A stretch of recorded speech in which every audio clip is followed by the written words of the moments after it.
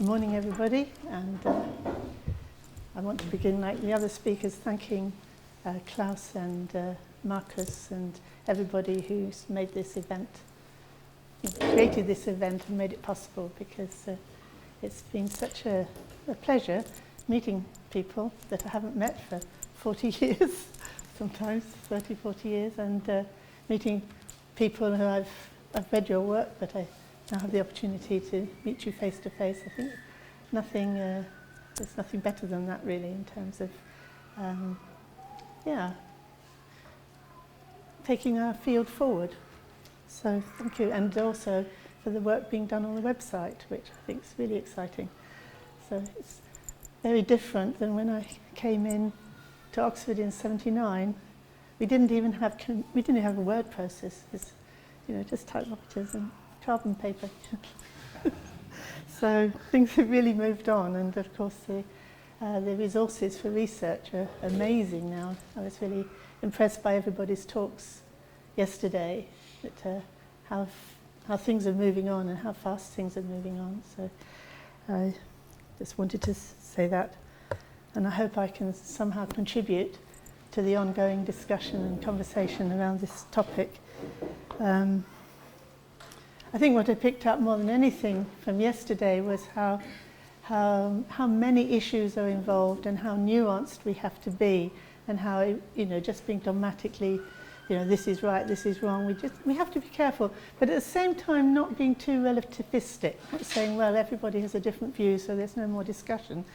That, there is the unborn, there is the non-conditioned, there is something to realise, and that's what this is all about. What is that, and how do we realise it? How do you realise the non-born, the deathless? Like, is it through study, like we're doing here? Is it through meditation? In which case, what sort of meditation? Is it a revelation? Is it a matter of being open and praying and sort of being in the presence of enlightened beings? Is it by analysis, looking at what's false and seeing that's false, and then somehow truth will be revealed? Is it through faith? And what is faith, if that's the case? Or is it through accumulating punya and purifying veils, or understanding, prajna? Or is it through love, the apamanas, and dropping all views, as it says in the Metta Sutta, which sounds, if we can do that sounds a good approach. So I decided not to try and read through my paper, because I noticed yesterday it was very difficult to follow when people tried to say everything. So I thought I'd just pull out my main points and say a little bit on each and see if I can make that work. So at the beginning of my paper, I remind people about the work I did 30 years ago, or whenever it was, but I actually realised I don't have to, because people are coming up to me saying they've read it. Amazing. So I just wanted to recap the two different ways that Langtong and Shentong are being used. Like, originally, when Dolpopo was using the terms, they came together. There was Rangtong and Shentong, they came together. You didn't separate them. You had to realise what was false was self-empty, what was true was empty in another way, and he used various terms, and one of them was Shentong, which literally means, if you read it just so, it would just be like other empty, but it's glossed as empty of other, which, as somebody pointed out yesterday, every kind of emptiness is something empty of something else, so it doesn't really define much. And I thought to maybe give us an image that we might want to keep coming back to. It's the famous Indian image of the snake and the rope. I sometimes feel that the discussions, they sound like very grand, but they're not really saying very much, whereas other times they are saying that there's a real difference of opinion here. So if you take the example of the rope and the snake, you see the snake in the dark, you think it's a snake, you're scared, and then you realise it's a rope, and then you're not scared. So what's the status of the snake in that example? Like, in order to see that it's a rope and not a stake, do you have to focus on the snake in order to see it's a rope? Or do you simply focus on the rope, and when you see the rope, there isn't a snake, so you don't need to even discuss it? So some of the discussion seems to be, well, if you don't realise we're looking at that snake you think you're seeing, you won't ever see the rope that you thought you were mistaking. But on the other hand, if you could actually see this rope straight out, you wouldn't need to focus on the snake. So I think I find that a really good image for some of the differences in presentation of the main points. Are you talking about the status of the snake for somebody who can't focus on the rope? Or are you talking about focusing on the rope so that you don't need to really say very much about the snake? So depends on the person. But that's the way those two terms work together. But what's happened in the course of time, I don't know really the history of this, but you've got a whole model of Buddhism that you could say conforms to a Rangtong view, and a model of Buddhism that conforms to a Shentong view. But if it's a Shentong view, it doesn't mean you don't keep the two terms together, Shentong and Rangtong. But there is the possibility, and it exists, and it doesn't just exist in Tibetan Buddhism, it seems to exist in most traditions, and it certainly exists in Western Buddhism, if you can call it that, that actually they don't see the rope at all. So you look at the snake, and you analyse the snake, and you realise the snake isn't there. There isn't anything there. You know, there's nothing there. That's the ultimate and absolute truth. In which case you might totally miss the rope. Because in actual fact, even if you saw the rope, you could analyse it away in exactly the same way as you analysed away the snake. Because it's not made of anything, you can't find anything, so there isn't a snake, there isn't a rope either. So from that point of view, the Shentong point of view would say, well, that's not going far enough, you're not going far enough. You need to not only see there's no snake, you need to see that there is something there to be realised, the unborn, the deathless, the non-compounded, and all those different words that are used for it. What we've been discussing is that what we mean when we say Buddha nature? Well, people on this side wouldn't mean that. People on this side would mean that. So even though there's many nuances and different ways of expressing things, I think it's still fair to say there are these two basic models of what Buddhism is. And like when we face the outside world and say, well, this is what Buddhism is, in Buddhism it says, and we all feel very confident, I remember the days when we felt very confident about saying, this is what Buddhism is. But I notice that you can't even say anymore, which I did for many years, think was absolutely the case, that the Buddha taught there's no self. I thought, at least you can say that. And I heard it yesterday at least once, that, across the board, the Buddha teaches there's no self. Well, that is contested. It's contested quite seriously, actually. If you look at the Pali Sutras, I haven't done it myself in great detail, but I've talked to others who have, and I've put some references in my footnotes of people's studies that have looked into this. The Buddha doesn't actually say there's no self. The Buddha says the skandhas, what's impermanent, conditioned, and suffering, is not self. So don't cling to it, discard it, get rid of it.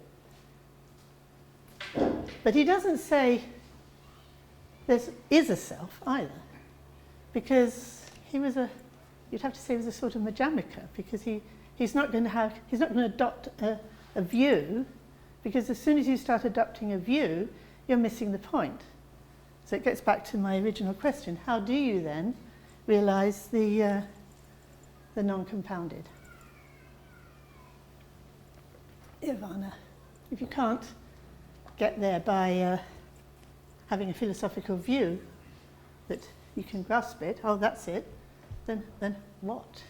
So this is the big question, and this is what's referred to as profound and deep and difficult to understand. So it's not surprising when we try to understand it as a philosophical position, we run into circles going round and round. But it's good to do that exercise, to prove to ourselves that it's not actually accessible in that way.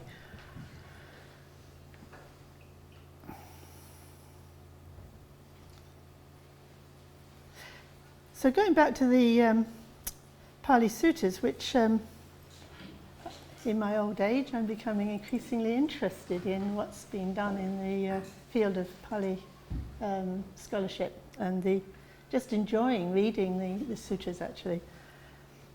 But I thought I'd jump to draw to your attention a study by Potprecha Cholvijnan, who's a Thai student of MA student of Rupert Gethin in Bristol, and he wrote his MA on he called it originally the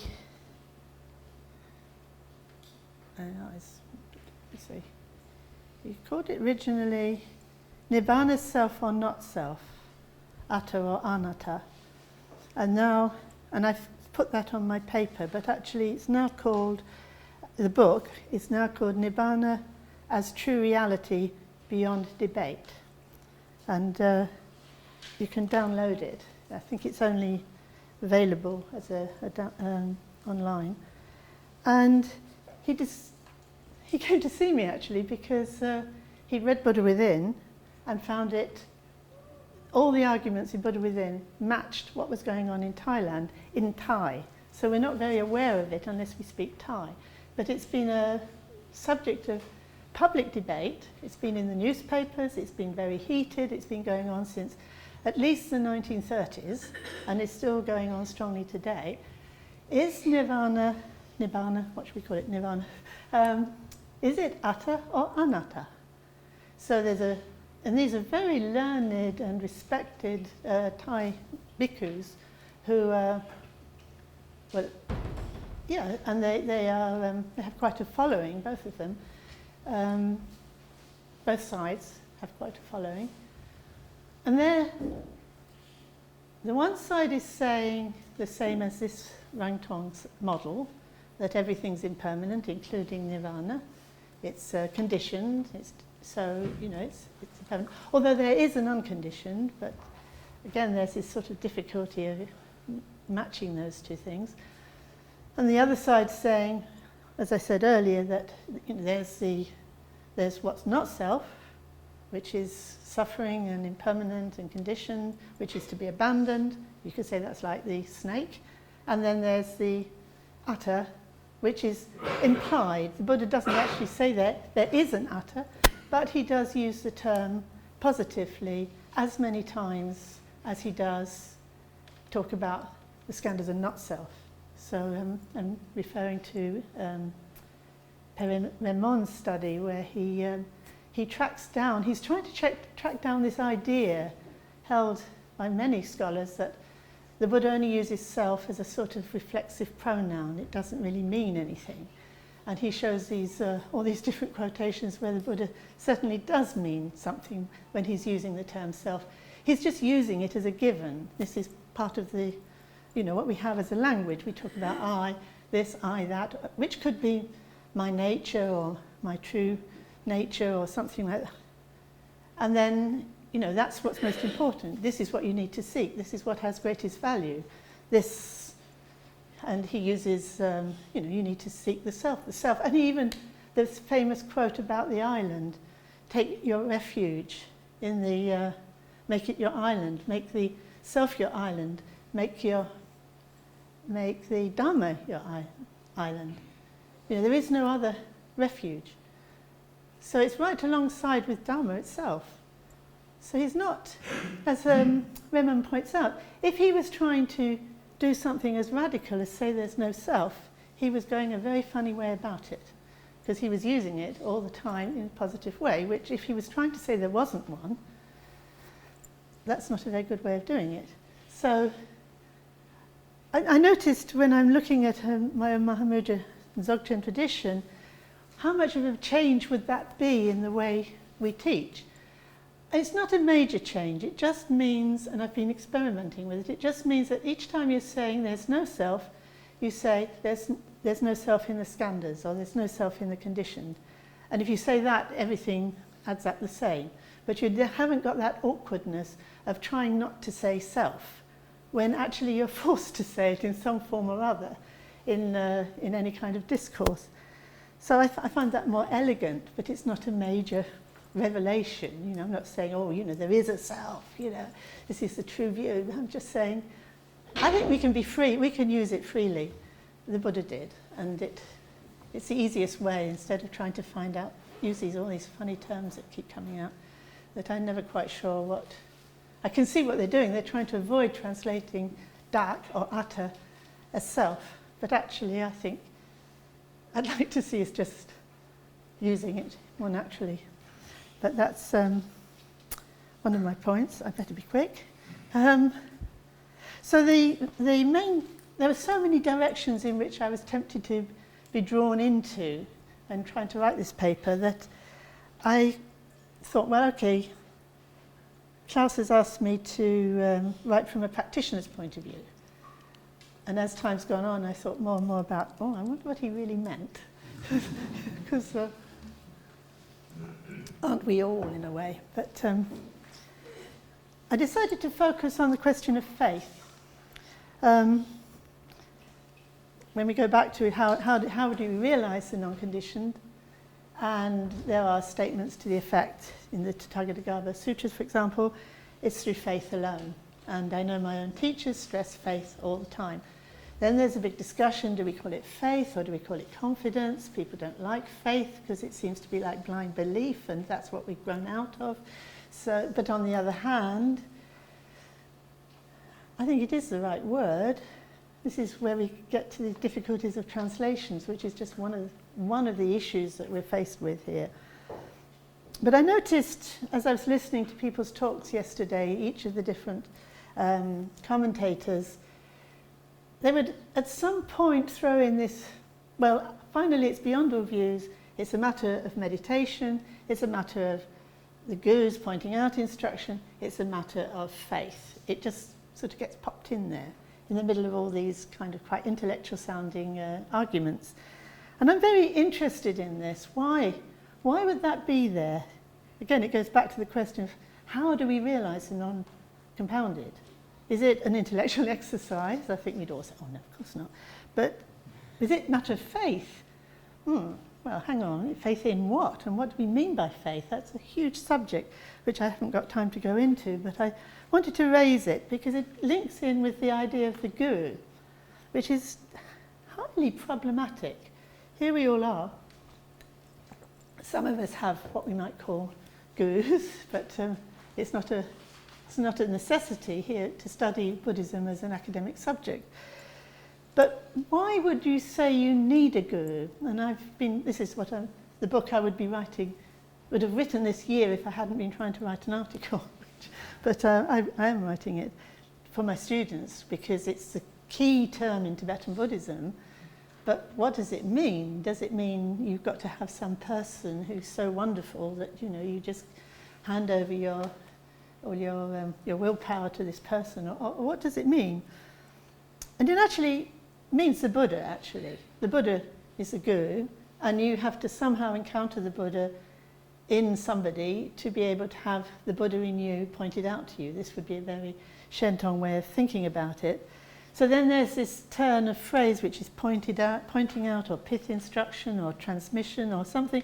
Something has to happen between the guru as a person and one's own realization of Buddha nature and the adhisthana, blessing of the Buddha or Buddhas. It seems to be right at the heart of the whole, how do you realize this nature that's beyond beyond all conditions, which is non-compounded and inaccessible to the conceptualizing mind. How then do you approach it? So how do we, and these are big questions, how do we know that a teacher is able to do this for us? You know, do we have the right connection with them? Do they have enough realization? Many questions there. And again, this is what I found, because when I came into Buddhism, I really believed that Buddha taught there's no self. That was good. And so I held on to that belief, an assumption all the way through. Even when I was being taught by Mahamudra teachers, and I was being taught how to look at the nature of mind and how to look at as what arises in the nature of mind is actually inseparable from the nature of mind. And I see it was impermanent and changing, and that was it. For a long time, and I meditated a long time, and I think it was effective. I think I wouldn't say I wasted my time doing that. Nonetheless, when I met Khenpo Rinpoche, Khenpo Sutin Gyaltsen Rinpoche, he told me about Buddha nature, I was surprised. I didn't realize I was looking for something more than just the fleeting nature of passing experience. And I think it took decades for the penny to really drop. I think it's still dropping now. What actually is being said, I remember Karla Rinpoche used to say, you know, he used to talk a lot about faith, the hook of faith, and you know, you had to pray, and I thought, why? What is there to pray to? And then he would say, you know, this Buddha nature is like gold in the ore. It has to be pounded out of it. And again, I didn't really, why use such a gross image for something, you know, just things are fleeting and, you know, dependently arising, and I thought I'd got it. So it took a long time for the penny to drop that that there was something to be discovered. And again, when Gena Rinpoche used to laugh and say, what is, and what isn't, you know, what's he talking about? What isn't, I get, but what is. So then when I started studying under Khenpo Rinpoche, I realized what was being talked about was this big thing called Buddha nature, and this big question about what it is and how you realize it. So my teachers, I mean, Gena Rinpoche said, you just need faith. You don't, you know, you've had the pointing out instruction, you've got the faith, just carry on meditating. You don't need study. And the Khenpo Rinpoche said, well, yes, you do just need faith, but have you got it? And if you haven't, you better study. Very neat. So anyway, there's a story about how I went to Oxford, and Khenpo Rinpoche's idea that I sort of write on Shentong at Oxford, and yeah, I was given Professor Ruig, no less, as my examiner, and I always knew that, and I was there, I was struggling to read Tathāgatagarbha, you know, his big book on in French on, from the Gelugpa point of view, it was like, oh, gosh. Anyway, I survived. I got it through. So now, since then, I haven't done anything academic particularly, hardly, but I teach students, as best I can, how to realize the non-compounded, the true nature of mind, or the Buddha nature. Do I use the term Buddha nature? I teach always with the Shentong view in mind, but I don't actually use the term Buddha nature very much, because I'm very aware of the effect of words. I really want to, I spend a lot of time asking students what words resonate, how they resonate with them. And I don't find Buddha nature is that strong a resonance. Whereas if you take the three qualities for the nature of mind that you have in the Mahamudra and Dzogchen tradition of loosely openness, clarity, sensitivity, or openness, clarity, and compassion, or unobstructedness, or whatever, then people can relate to that straight away. Oh, am I open? Am I clear? Am I sensitive? Oh, yeah, and typically they're qualities you respond to from your heart, which raises another question, which we noticed straight away when we got out to India. I was translating for Andrea and people. There was this word sem in Tibetan, which was being translated as mind. And the Tibetans were laughing at us because we had our mind in our head. And we were laughing at them because they had their mind in their heart. And it was decades before I realised just how serious this was. It wasn't so funny, actually, because when people, Westerners, say mind, most English speakers, native English speakers, will go into their heads quite straight away, and they won't even consider heart. And on the other hand, if you say heart, they're very embodied in that. It's not an intellectual thing, it's quite an intuitive thing, it's something that really matters to them, they really care about. Actually, that is the chitta, that is Sen. You can't really divide mind and heart, so do you use a term like heart-mind? That doesn't quite resonate either. So this is something one just has to look at. You have to decide what are you going to do about this resonance of the language if you're trying to get the student to recognise something within themselves intuitively that they can then build their understanding and practice on. So in the courses that I teach, I get students to examine the effect words have on them before even moving on into more technical language. And I think that's probably all I have time to talk about. I hope you've got some questions.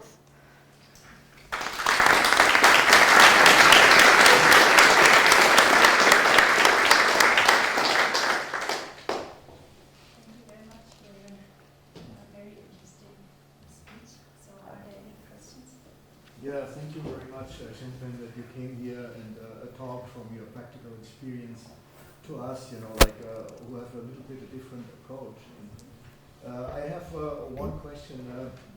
You know that in the Gylama, the Tathāgatagarbha, it is said that it's very difficult even for 10th level bodhisattvas to realize the Buddha nature. And then the question comes up, so why did you teach it at all? And then, the answer would be, well, it's just to encourage those who lost their courage and so on. So, I just have a question to how you teach. When you have newcomers to Buddhism, do you teach Buddha nature as something to encourage them, or are you trying to somehow create a direct approach, or do you try to transmit a realization or something, or a recognition of Buddha nature, or you're just using it as a, so to say, means, to encourage? I think all those things really, depending on the student, depending on where they're at. But I do find most of the Westerners I'm teaching have some problem with themselves. They don't like themselves, they want to get rid of themselves, they feel bad about themselves, and they're only too ready to be down on themselves. So, oh yes, I'm clinging to myself. That's me, that's my ego clinging. And it blocks them because they're so preoccupied with that side of things. If I had different students, I'd probably approach it differently. But because they tend to be like that, I tend to use language in a natural way, like, do you want to be more open? Do you even understand what it means to be more open? What would it feel like to feel more open? And then I notice the students are starting to look into their experience straight away. I don't have to have any doctrine. I know that that's going to lead to realizing emptiness at some point. And if they already know Dharma, they kind of recognize that as well, and they get excited because this is a way of thinking about emptiness. It's experiential. So I somehow can satisfy people who've been around in Dharma for a long time, as well as somebody who's just walked in the door, and then I just deal with their questions as they come up. So if they then start asking questions that, I have to answer more technically about what emptiness is or what Tathāgatagarbha is, then I would. But mostly I find the students are more interested in their own experience and a chance to talk about it and to explore what they mean by what they're saying, because they're all saying something or thinking something.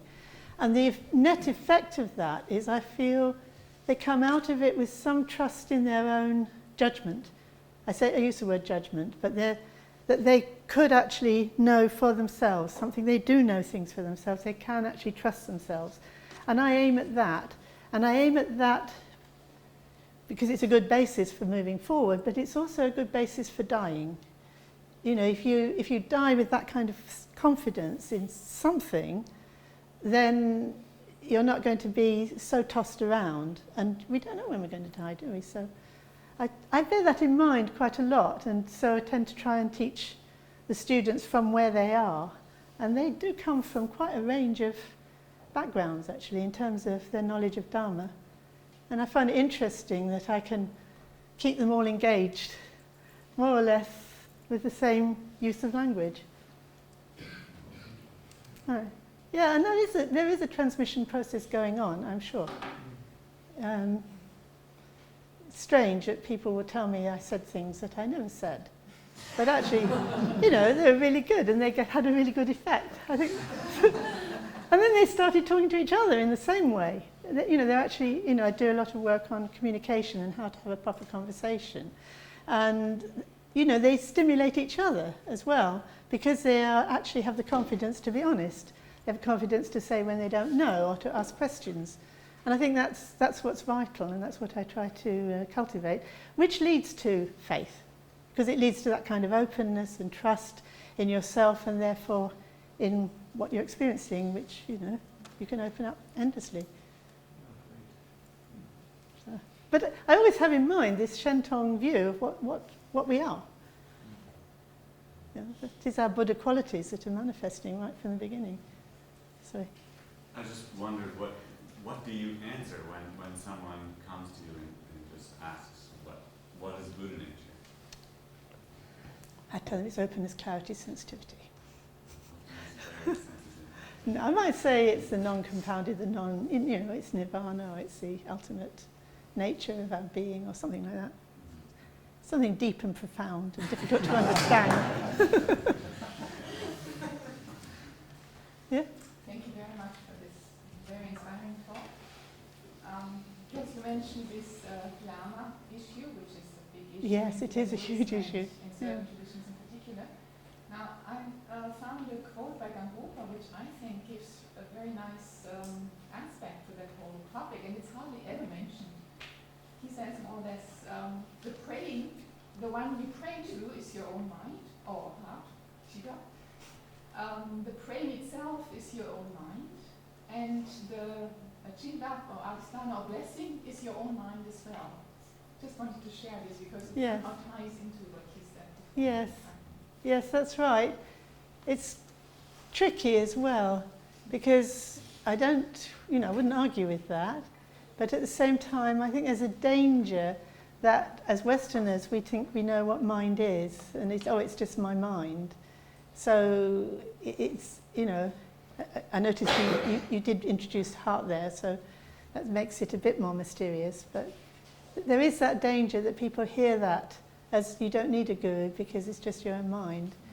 And then they're understanding that in a rather limited way. So that's one of the tricky things about writing on this topic of guru, because yes, ultimately Buddha nature is the non-conditioned, and that is the mind. I mean, this debate in Thailand is really worth reading because it brings up all these points about. One of the points I thought was really interesting, maybe it's not answering your question, but I thought it was fascinating. The people who say Nirvana is Atta say the special thing about the Buddha teaching is not that he taught anatta, but that he realized the true Atta. And because he realized the true Atta, he could say categorically what was not Atta. Other teachers couldn't say what was not Atta because they didn't realize what Atta actually was. I thought, wow, that's really neat. And it's really interesting to see it's part of a debate that's going on now in Thailand. Can you find this statement somewhere? Yes, I've got it. It's got it here, page 13. It's got some really interesting stuff in here. Page 13. The Buddha discovered that Nibbana is Atta, and only by doing so was able to say that the five aggregates are anatta. The anatta doctrine of the Buddha is the doctrine found only in Buddhism because the Buddha realized Atta that is different from conditioned dhammas. Nibbana is therefore the self which the Buddha taught his disciples to depend on and to search for in their practices. So who wrote that? Now, these all Thai names, and I thought, oh dear, they're going to ask me, well, he's called the Sangaraja Pai Tisadevo, if I haven't mistaken it. Yes. But you can get all the details, by downloading that. Yeah. I'm also curious about this Thai tradition because there's a scholar, Miri Albahari, who wrote this book, ironically called Analytical Buddhism, but she... Which Buddhism? Analytical Buddhism. Analytical, okay. But it's actually, she is primarily a philosopher of mind, but she cites this Thai forest tradition to describe this unconditioned, pure nature of mind, very, ironically to this kind of philosophical audience. And it seems like a meditative tradition. It is, And I'm just curious about this forest Thai tradition, if you know more about it. Well, I've talked to them a lot, and I've listened to their talks, and I have to say, when they looked at the progressive stages of meditation on emptiness, I don't know if you're familiar with this little book, they saw the Shentong view and they said, oh, that's our view. That's the view we had from our cha-cha. He said, don't bother with not self. Just focus on the chitta, realize the nature of chitta. And they said, that's it. And when I've listened to them giving talks, that's how they teach. And they talk about there is the unconditioned, there is the non-born, there is, that's typically how they will start to teach. So they're very close, And, talking to the friends, I would say the meditative, it's a meditative tradition, and they don't go, when they sometimes invite a Abhidharma scholar in, and they just don't know what they're talking about. It's not anything to do with the way they've been taught Buddhism, which is quite interesting. And this is as you say, the Thai forest monk tradition. So that's a whole interesting area. Yeah. It seems to be separate from the big debate that's going on. It seems to be another part of what's going on in Thailand. Yes. Thank you very much for this beautiful presentation of practice reflected. I would like to hook up on your example you mentioned right at the beginning of the snake and the rope. And my question is to the whole crowd, because I would like to know whether anybody ever came across in Indian or Tibetan literature about the reverse of this example. What do I mean? The example works simply, you see a snake from afar, you get frightened, you get nearer, you see it's a rope, you take the rope and do whatever you want with it. The reverse, I have been always considering as interesting, or more even frightening, is you walk your way, you see a rope, you grab it and it bites you. Now, the question is, has anybody ever come across the usage of this reverse of the example? No. I have not. No. I have neither, but I had an experience. When I was on a Thai beach, I entered the water, and I thought there's a stick of wood. Oh yes, yes, it moves like when I got closer, I realized it was a barracuda.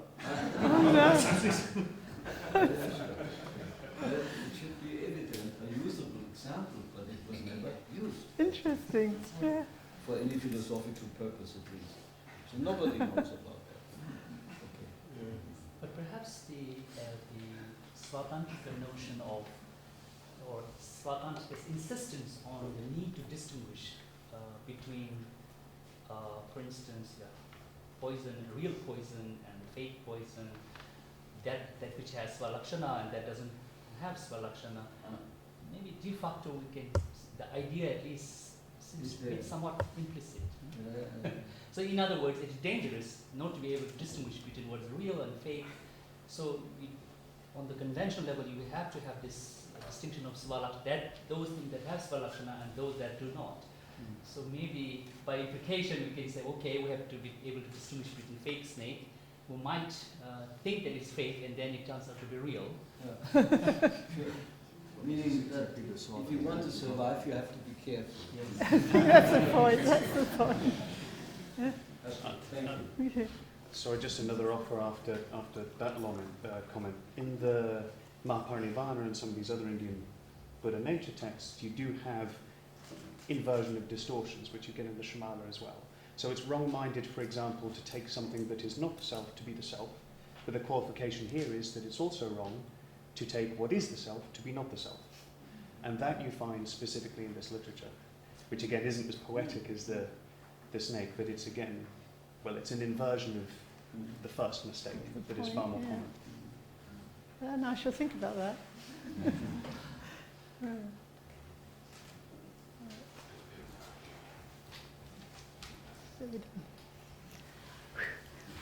I can really enjoy the rest of the day now.